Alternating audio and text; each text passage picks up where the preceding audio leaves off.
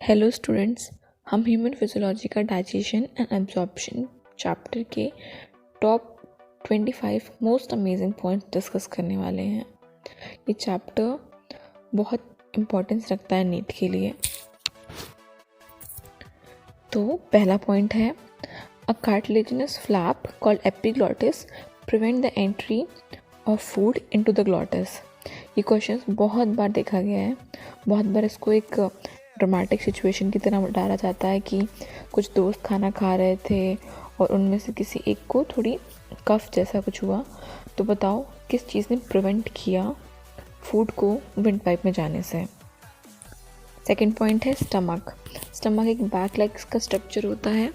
ये upper left portion of the abdominal cavity में पाया जाता है। इसके 4 मेजर पार्ट्स होते हैं। पहला है कार्डियक, दूसरा है फंडिक, तीसरा है बॉडी जो मेन सेंट्रल रीजन है, उसके बाद है पाइलोरिक। और इसमें एक क्वेश्चन और आता है कि इनका शेप किस तरह का होता है। तो स्टमक का शेप जे शेप्ड होता है और स्मॉल इंटेस्टाइन में ड्यूडेनम का शेप सी शेप्ड होता है। थर्ड पॉइंट है स्मॉल इंटेस्टाइन। इसके 3 रीजन्स होते हैं। पहला एनसीईआरटी में मेंशन है, उसी तरीके से आपको याद रखना है। C shaped duodenum, long coiled jejunum and highly coiled ileum. इसमें इलियम की स्पेलिंग याद रखिएगा, इसमें ई है। और आपने एक और इलियम के बारे में सुना होगा जो आप स्केलेटल सिस्टम में पढ़ेंगे। चौथा पॉइंट है वर्मीफॉर्म अपेंडिक्स। ये एक वेस्टिजियल ऑर्गन होता है। ये सीकम से अराइज होता है। फिंगर लाइक ट्यूबुलर प्रोजेक्शन होता है। ये क्वेश्चन बहुत अच्छा है। ये आप एवोल्यूशन में भी आ सकता है और इस चैप्टर से भी आ सकता है। फिफ्थ पॉइंट है एलिमेंट्री कैनाल की वॉल्स। ये 4 वॉल्स होती हैं, सरोसा, मस्कुलरिस, सब म्यूकोसल एंड म्यूकोसल। सबसे बाहर की वॉल होती है सरोसा। इसका डायग्राम पूछा गया है, बहुत इंपॉर्टेंट है, आप इसको याद रखिएगा। मस्कुलरिस में 2 लेयर्स होती हैं, outer longitudinal and inner circular. इसको याद रखने का एक तरीका है, आप आउटर लॉन्गिट्यूडनल को आउल बोल के याद कर सकते हैं, OWL। इससे आपको याद रहेगा कि आउटर लॉन्गिट्यूडनल है। सिक्स्थ पॉइंट नहीं है, एक डायग्राम है, फिगर 16.5, जिसमें एक स्मॉल सेक्शन दिया गया है इंटेस्टाइनल म्यूकोसा का, जिसमें विलाई है, लैक्टियल है, कैपिलरीज हैं, आर्टरीज हैं, वेन्स हैं और क्रिप्ट ऑफ लिबरकोइन का एक छोटा सा पार्ट है। मैं चाहती हूँ आप ये डायग्राम याद रखें बिकॉज ये बहुत इंपॉर्टेंट है। मेरा 7th पॉइंट है सलाइवरी ग्लैंड्स। ये 3 पेयर्स में पाई जाती हैं, ये याद रखना, 3 पेयर्स में पाई जाती हैं। इनकी पोजीशंस इंपॉर्टेंट है। जैसे एक पैरोटिड होती है जो चीक्स में पाई जाती है। सेकेंड है सब मैक्सिलरी जो लोअर जॉ में पाई जाती है। थर्ड है सब लिंगुअल जो बिलो द टंग पाई जाती है। 8th पॉइंट है लिवर। लिवर सबसे फेवरेट टॉपिक होता है डाइजेशन का। ये लार्जेस्ट ग्लैंड है। इसका वेट भी इम्पॉर्टेंट है। ये 1.5 kg का होता है। ये हमारे बॉडी के एब्डोमिनल कैविटी में पाई जाता है। इसकी 2 लोब्स होती हैं। इसके ऊपर एक कैप्सूल होती है जिसे हम ग्लीसन्स कैप्सूल बोलते हैं।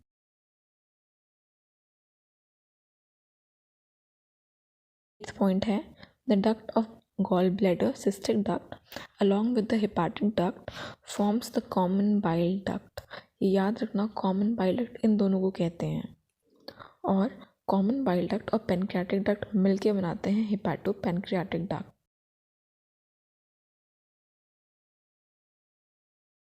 10th पॉइंट है पेनक्रियासिस। इसमें 2 तरह के पोर्शन होते हैं, एक एक्सोक्राइन और एक एंडोक्राइन। एक्सोक्राइन पोर्शन सिक्रीट करता है अल्कलाइन पेनक्रियाटिक जूस और एंडोक्राइन हार्मोन्स करता है जैसे इंसुलिन और ग्लूकागॉन।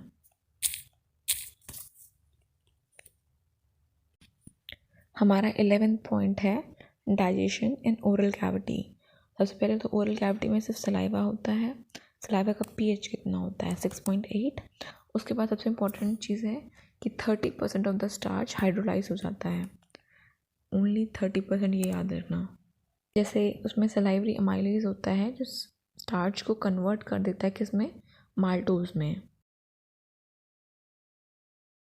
हमारा 12th पॉइंट है गैस्ट्रिक ग्लैंड जो कि म्यूकोसा में पाया जाता है स्टमक के, उसके बारे में है।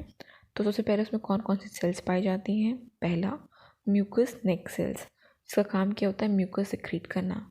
सेकेंड पॉइंट है पेप्टिक, ये चीफ सेल्स, ये नाम बहुत इंपॉर्टेंट है, जो और करके दिए हैं बहुत पूछे जाते हैं।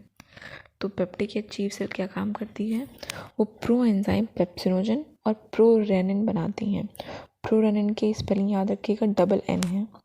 और उसमें एक और तरह की सेल पाई जाती हैं जिसे हम पैराइटल या ऑक्सेंटिक सेल कहते हैं, जो कि HCl और इंट्रिंसिक फैक्टर रिलीज करती हैं। याद रखना, इंट्रिंसिक फैक्टर बहुत अच्छा, बहुत स्मॉल टॉपिक है, जो एब्जॉर्प्शन ऑफ B12 में हेल्प करता है। क्वेश्चंस आया है, कई बार आए हैं ये क्वेश्चंस। हमारा 13 पॉइंट है pH of the gastric juice is 1.8, क्योंकि इसमें HCl कंटेंट बहुत ज़्यादा होता है। जब फूड मिक्स होता है इस एसिडिक जूस के साथ, तब हम उसको क्या कहते हैं? उसको हम कहते हैं काइम।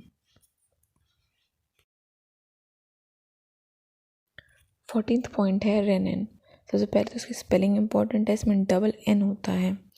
उसके बाद ये सिर्फ इन्फेंट्स में पाया जाता है, इन्फेंट्स के गैस्ट्रिक जूस में, जो कि मिल्क प्रोटीन के डाइजेशन में हेल्प करता है।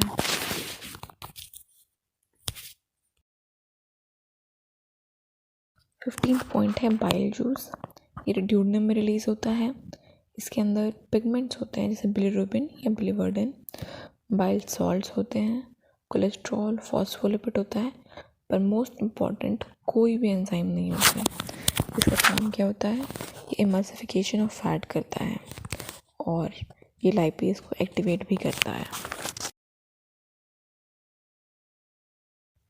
16th पॉइंट है पेनक्रियाटिक जूस। इसके अंदर कुछ इनएक्टिव एंजाइम्स होते हैं जैसे trypsinogen, chymotrypsinogen, procarboxypeptidase, amylase, lipase, nucleus.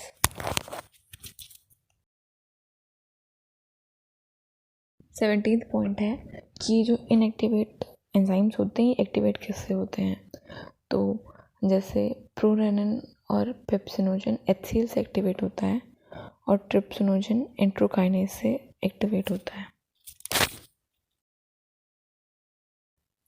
18th point है कि एब्जॉर्प्शन कैसे होता है फूड का। 3 तरीके होते हैं, सिंपल, फैसिलिटेटेड एंड एक्टिव। सबसे इम्पोर्टेंट है इसमें ग्लूकोज का। ग्लूकोज सिंपल डिफ्यूजन से भी होता है और एक्टिव ट्रांसपोर्ट से भी होता है। 19th पॉइंट है कि एब्जॉर्प्शन किस किस पार्ट में कैसे कैसे होता है।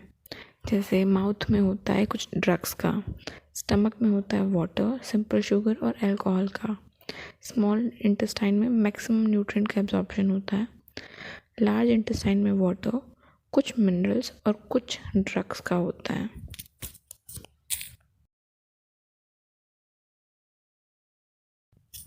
20th पॉइंट है diseases, jaundice, vomiting, diarrhoea, constipation, indigestion. इन सबसे क्वेश्चन आए हैं और सबसे इम्पोर्टेंट इंडाइजेशन और जॉन्डिस है।